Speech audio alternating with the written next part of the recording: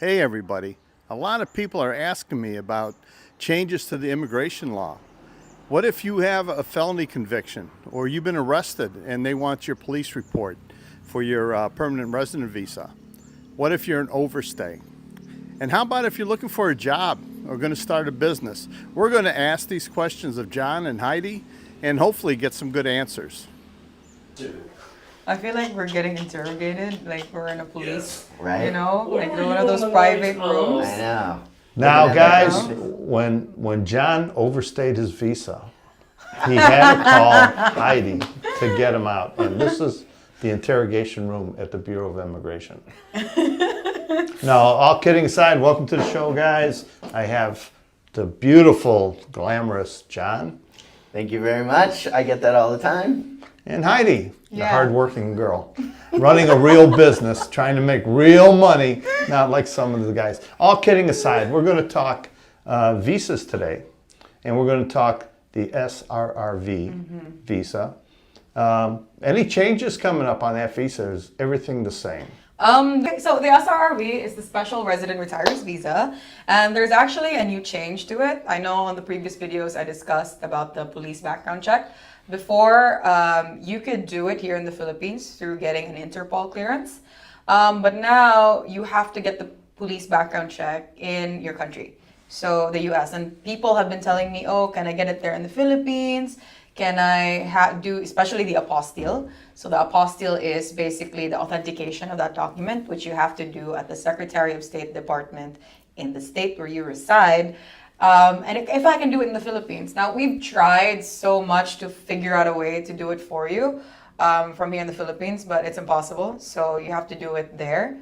And then going back to the police background check. So I get a lot of questions wherein, oh, I had a DUI. Oh, I had like this minor offense. She's not talking about me. Or am I? All right. You'll never know. You will never know.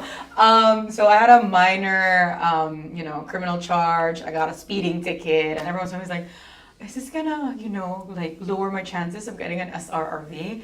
Well, no. Well, actually, never. She keeps looking at me when she's talking about all these legal problems. You know, all kidding aside, we've noticed a lot of people having problems. You know, you had Paul World Zoom. He applied for a 13A, I believe, and he got arrested and put in detention. I'm not going to call it arrested. And nobody knows where that's going or the reason for that. There's other people who are in detention for overstay for a long time, and they've been in detention for a long time now, 2 years. So getting that background check, and even I was worried doing my 13A of something in my past. Do things come up that you can't help them with, and are there things that you can help them with that might have happened a long time ago in their background? So basically, there's a memorandum with the Philippine Retirement Authority, which is the agency that grants the retirement visa, or SRRV. So they basically categorize offenses into light and grave offenses. So light offenses is your DUI. Listen, just to clear my name, I don't have any DUIs. Your speeding ticket. All right, maybe some speeding tickets. Speeding tickets and all these light offenses. If you guys want a full list, please email us and I will send you this memorandum.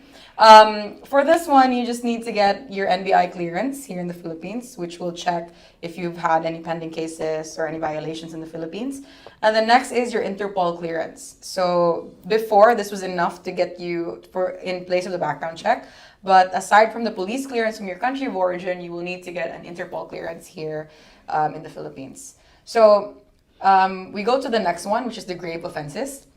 So grave offenses is basically, murder, drug usage, Major crimes. like major crimes. So with these ones, that has to be evaluated with PRA. So you will have to give them a few documentation, like say, for example, dismissal of the case, another NBI and Interpol clearance, and then you also have to get character references stating that you're already of good moral character, and that you've changed and you're not going to do this again, and you deserve to get the SRRV But then these are case-to-case basis. So normally what I do is I let our clients send me the background check, and then I have that rechecked with PRA. And if they say this is good, this is okay, it's forgivable, then that's when we proceed with applying for your SRRV, because you don't want to go through all the process and be, denied. So it's really best to have your agent, whether it be us or other people, and have your documents checked if this is acceptable. Before you even, you can get the ball rolling, but just make sure you have everything in check. And you ask us what to do if I have this offense. So that's basically the question I've been getting lately in terms of this application. So guys, if you know you've done something, and you do, you know what you've done, don't be afraid to tell Heidi or whoever you're using to get your visa, your retirement visa, so they can get in front of it. And before you waste a lot of money saying it isn't going to work, or they'll just tell you the different steps you have to take. You have to be upfront. You have to be very transparent to the people who are helping you get these visas. Now, somebody was mentioning to me that as a tourist coming into the country, and you're a known felon, how does this known felon come into the country as a tourist, spend a couple years here, and then they apply for a permanent visa, and then they get asked to leave the country? I think it has to do with like the connection between, the government to government. So sometimes, when you're flagged in another country, that information might not be sent to immigration right away. So when you enter the country, they have no records of it. And by the time that record, comes to, the attention of immigration, and then, when you apply and now they see, oh, you actually have a pending case, and this country is actually looking for you, so you're a fugitive, then that's where they detain you, because especially the US and the Philippines, we have ties. So if you get flagged, then obviously the Philippines has to do something about it, because your country wants you back, and we can't do anything about that. So you'll have to go through the process of appearance at immigration, but you can also appeal and defend yourself when you are detained. And that's the long stay in the detention center while you're doing the appeals. Yes, correct. Yeah, because really they don't mind you getting on a plane and leaving. You know, but if you want to stay and you want to fight it. I notice a lot of guys trying to come over here now in their 40s, and they want to work here. John, you're an employer. Do you get many foreigners looking for work? I do, regularly. And so that is something that isn't automatic, where I'm just able to employ people over here. But there are opportunities sometimes, and Heidi would really be more knowledgeable about this than me, where people are able to work over here. My understanding is that it needs to be a job where there's specific qualifications for that foreigner that a local Filipino citizen couldn't do. But Heidi, is that correct? Yeah, that's correct. So this visa is called an 9G working visa. You can get a validity of 1, 2, or 3 years. So when you get this visa, you can validly work here in the Philippines. And you're right, it has to be, there's a publication actually with this. So the company that will sponsor your visa, so you cannot just apply right away for a working visa. You actually need a job like waiting for you in order to apply for the 9G working visa. Now there's a publication that will basically post the job ad. It's done in a newspaper for some reason. And then there's a certification that will say that no Filipino has applied for this job. You also have to, my suggestion really is to have like a special qualification and what makes you stand out. Because the goal is to hire him, right? And work in the Philippines. So I would use that angle, and then make sure it's that person is qualified enough that no other, you're not stealing jobs from Filipinos. Yeah, that's the whole gist of it. But a company, if they're bigger, they can hire a certain percentage of foreigners, or they cannot. Yeah, they can hire. So it has to be, you have to have Filipinos, of course. So it's still like 60-40, where you have to have this X number of Filipinos before you can hire a foreigner. Yeah. So guys, you need to find the job first, and then the job applies for the visa for you. Yes. The employer. Sometimes the company will hire an agency, but sometimes they also have an HR who actually processes the visa for them. Yeah. And then the other option is really what Heidi's company has helped me out with, which is where if you own a business over here like I do, there's different types of business investor visas as well. Mine's called the SVEG, Special Visa for Employment Generation. And you have to have 10 or more full-time employees where you're paying regular benefits and all those type of things here in the Philippines, and then it takes a little while, but it's been a pretty painless process. And so that's another option for people here as well that might want to start their own company like I did. What do you think is the biggest skill a foreigner could bring here to get a job that would, is a skill that's lacking here in the Philippines, employment-wise? Yeah, for me, I've seen, for me, I've seen people here that own their own businesses. For example, they brought salespeople here. Maybe they need someone that is an Australian salesperson that is going to be connecting with other Australians. So, that was successful for them. Not sure, Heidi, if you have any other ideas. It really depends on the industry, because you have like resorts where they actually hire foreigners to manage the resort and become the chef of the resort, the restaurant of the resort. So it just has to be specified, like, oh, we need X experience, for example, French chefs that can actually make French cuisine. So that's like how we angle it sometimes. And for others, it's mostly tech. So there's a lot of Indian nationals here that are working for also foreign companies and doing, web design, web development. There's also a couple of Israelis doing the same thing. So it really depends on the industry. You just gotta make them stand out. Yeah. Yes, so high-tech jobs probably be more in demand than a guy coming over here as a carpenter or a cement mixer, or back in the U.S., skilled labor is very expensive, and these guys have good skills, but coming over here, carpenters are a dime a dozen, of that level. I think managerial level. That's the best way that you can go about it. Managerial level and up. What do you think of the guy who's going to open up a Sari Sari store? Is he going to get a visa? Is he? No. Why do people laugh about Sari Sari stores? Do you consider that a viable business, John? For me, I got to say, it depends on what your expectations is for income.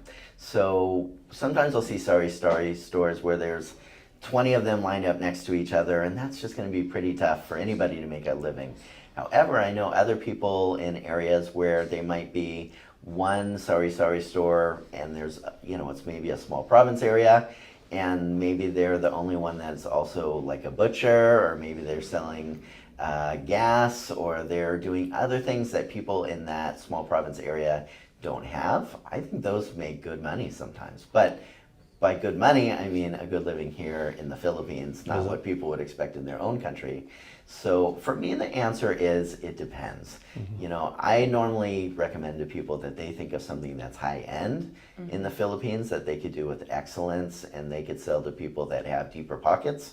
And the reason why I say that is because there are wealthy people here in the Philippines that really want a high-end experience, and you're going to be able to charge more for that. Most expats coming over here don't want to make local wages. They want to make more money. So I would say open up an expensive restaurant, open up an expensive spa, open up an expensive, you name it. I think that has a better chance. If you're in a bigger city like Cebu City or Davao City or Manila, that's going to probably do well. People that are over here, will notice there's really high prices sometimes in some of those high-end places, and there's not as much competition on the high end. On the Sari Sari store level, there's a lot of competition.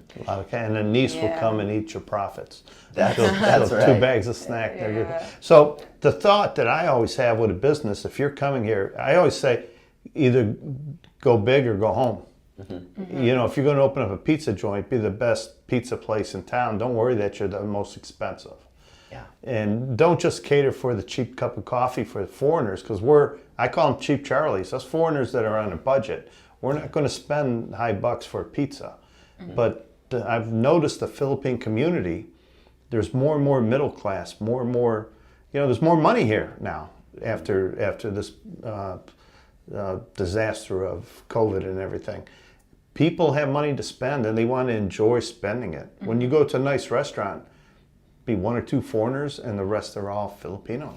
Yeah, and don't be surprised if you're an expat here to find out that it's not just expats that have money over here. There's a lot of very wealthy Filipinos. Yes, there's a lot of people that struggle here as well, without a doubt. Everybody knows that. But what I think people don't talk about is that there's a lot of very well-off Filipinos that got money to burn, and they're looking for a higher end experience Oh, yeah. for things as well. Yeah. So other option is what I do here, which is business process outsourcing. There's a lot of opportunity in the Philippines, which is the capital of outsourced human services in the world, to be able to offer different services to people around the world, and that could be quite profitable as well.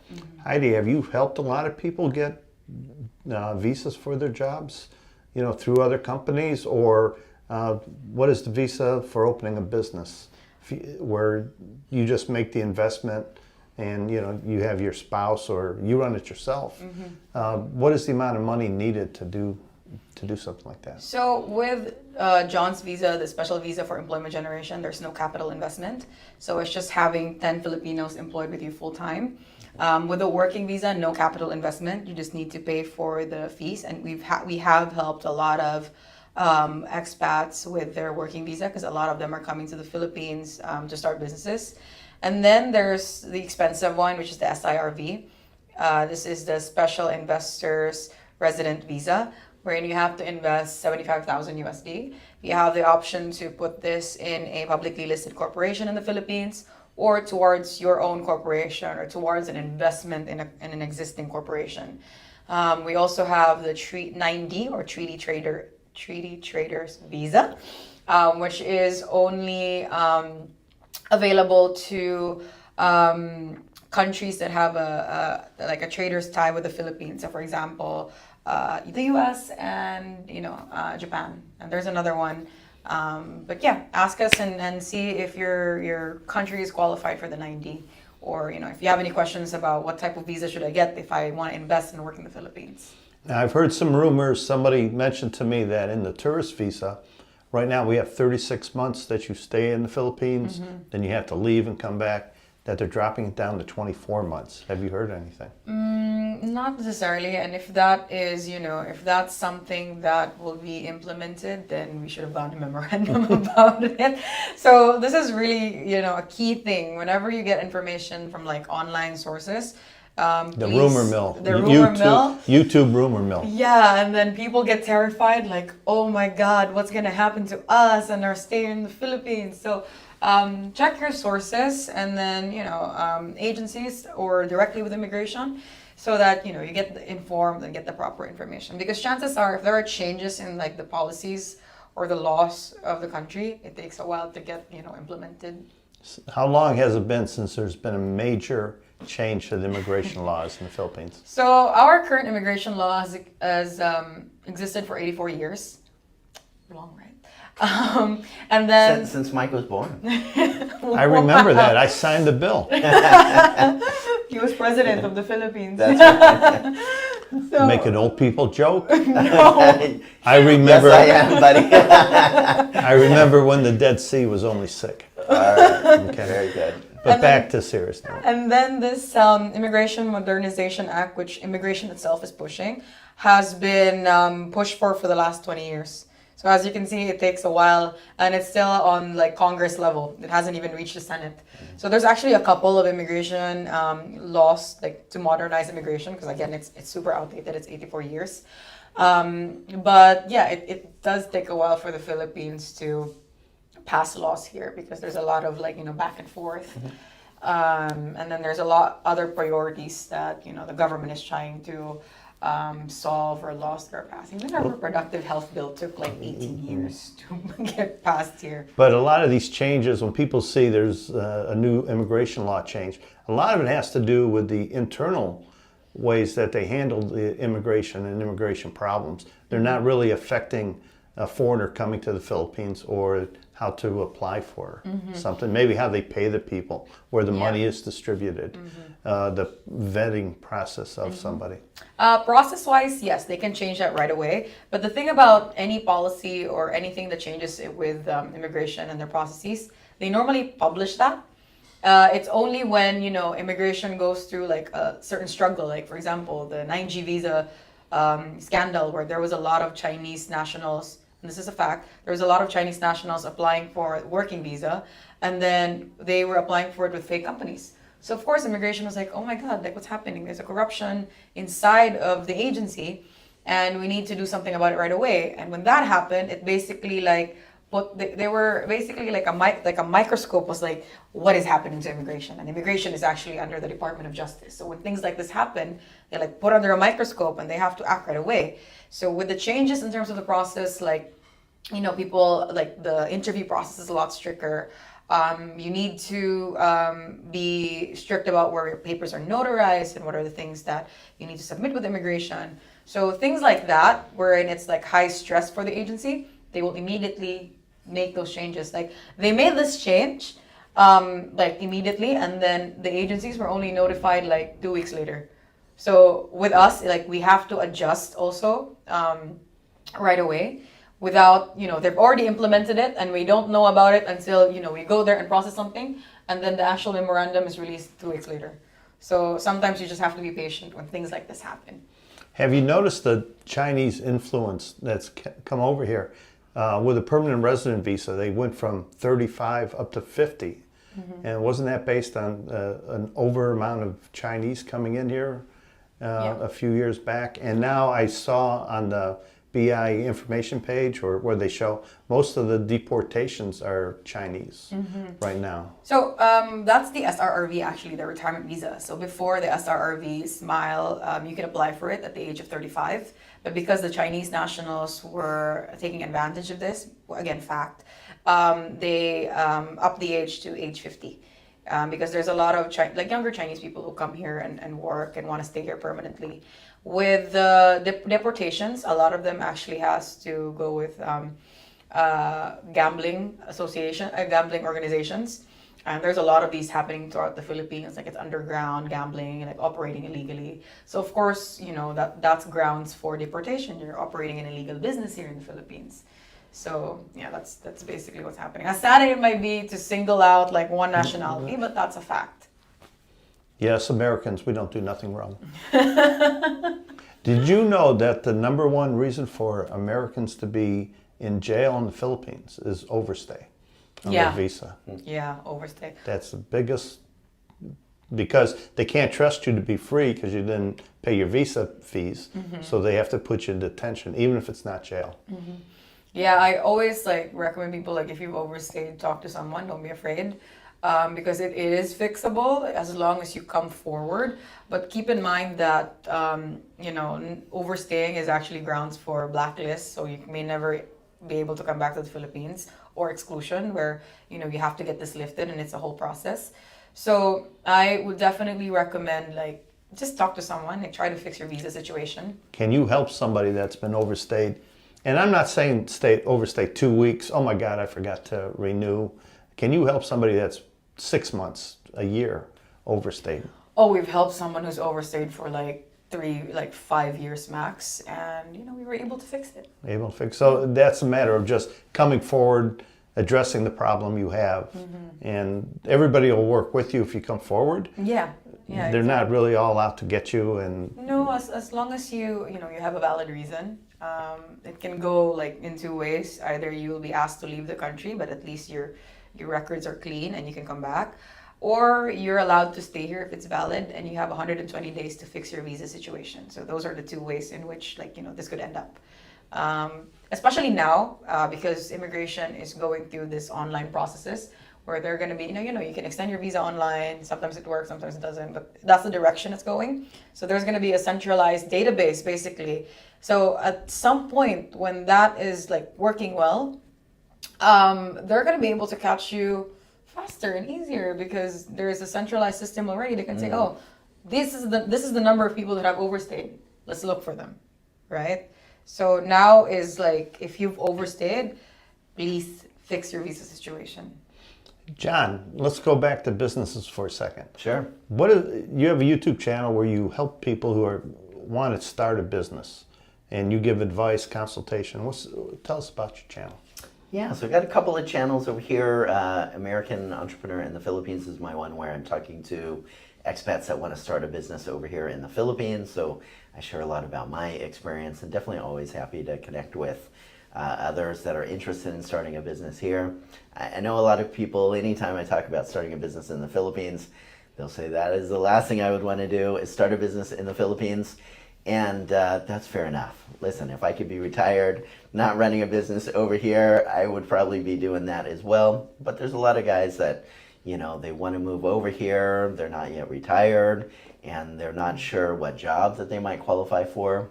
They've gone their whole life working, Yes. creating businesses and, selling them. And they just want to keep that going. That's in their blood. Absolutely. Do you think it's a positive thing to come here and start a business if you're smart about it? Yes. So people will often say as well, listen, there's so many challenges with starting a business and running a business in the Philippines, and they are 100% right. But let me say something else.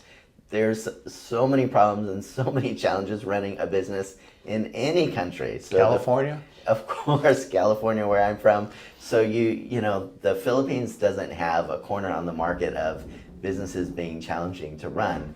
Are there unique challenges in the Philippines? Of course, but there is in every country as well. And I think that there's a much lower barrier of entry in the Philippines for starting a business. There's definitely unique work culture challenges that you need to really learn from. And so I'd highly encourage, anybody considering starting a business here to talk to someone like myself or Heidi or others that are already business owners I'll here. give you the order to do that. Contact John, do the consultation with John, get an idea of what it's going to cost you, the paperwork. And then if you're serious about it and you just want to get another level of information, contact Heidi. And Heidi now has a consultation that you offer, and it's what now? It's 30 minutes, $25, and that $25 is actually deducted if you get a service from us. So it's not a lot of money, but it makes me certain that you're gonna show up to the consultation. That is the number one reason that I charge for my consultation. Yeah. So many times Janet and I would get up at 3 a.m. to meet somebody online and talk to them for free for an hour. We'd make the coffee, would sit down, we'd get the laptop set up, and then I would go there and they don't show up. And you can see that little green dot next to their name on Facebook that they're there, but they just blow you off. So we did the same thing. Let them have a little skin in the game to show that they're serious, because your time's valuable. Exactly. Everybody's time is valuable. And once you're a customer, there is no more consultation fees or nothing. Once you're a customer, you're a friend for life. Yes, you can ask us any question. We have people who have gotten engagements from us who want to ask about other things, and that's already free. So feel free to ask us anything. But the consultation, definitely, because the thing is, when it was free and people would book and then they wouldn't show up, the thing is, you're stealing a consultation spot from another person who actually needs our help. So it wasn't fair. I'm so sorry, guys, but now it's $25. Now you did help somebody with their driver's license. A friend of mine named Mark, you helped him with his driver's license. They have this new thing. People are telling me they go to the LTO and they said you need a 6-month extension to your visa. That's not true. And so they're misinformed or wrong information from the LTO? No, it's more like you just need to have a valid visa and you just have to have stayed in the Philippines for 120 days. So that's like a misinformation. So you don't need the 6 month because number one, it's they don't have one. They don't have one, so it doesn't make any sense for them to get it. But we've had a couple of successful driver's license conversions. But the thing is, there's a new memorandum with LTO now that you have to apply where you reside. So if you're from Dumaguete, you have to apply in Dumaguete. If you're from Cebu, you have to apply in Cebu. Before you could apply anywhere with any LTO in the Philippines. But so in Cebu, we can assist you, but in other provinces where you are residing, so we can't assist you anymore. I found whenever I went to get a bank account or my driver's license, I took my lease with me to show people, hey, I have a 2-year lease. I'm committed to stay here. And I think that's what the banks and maybe even the manager of that LTO you visited, I don't want to do all this work and you're going to leave the country next month. So show them that you have some skin in the game, that you're going to be around for a while. Yep, exactly. Well, any last words from Heidi from C&G Consulting? I sound like I'm gonna die any last one.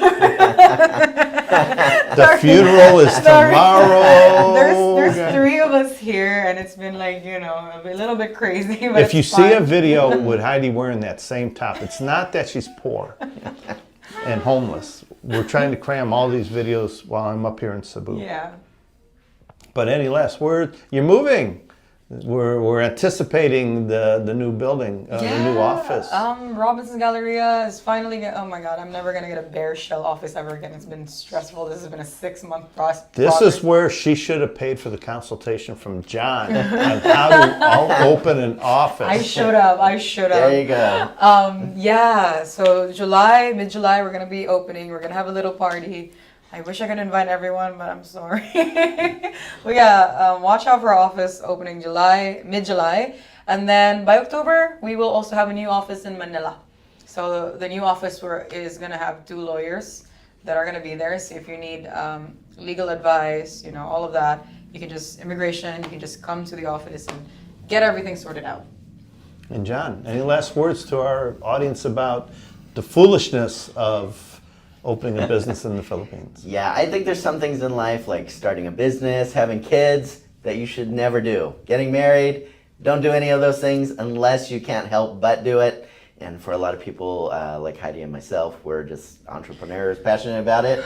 So if you're stupid like us, and I could help you out with anything on that, I have a consult link in my American Entrepreneur in the Philippines channel and my California Expat channel. Feel free to reach out to me. I'm not as nice as Heidi with the $25. I'm $100, but you know, I would love to. For those serious about getting into business, absolutely, you rather spend that $100 and learn something than come over here and spend thousands and thousands of dollars and then contact John. Absolutely. So from one successful businessman to one successful businesswoman here in the Philippines. All their contact information is down below in the description. And thank you both for being on the show. Thanks for having us. Thank you, Mike. Until next time, guys. Bye. Stick your tongue out, John. Thumbnail. Got it.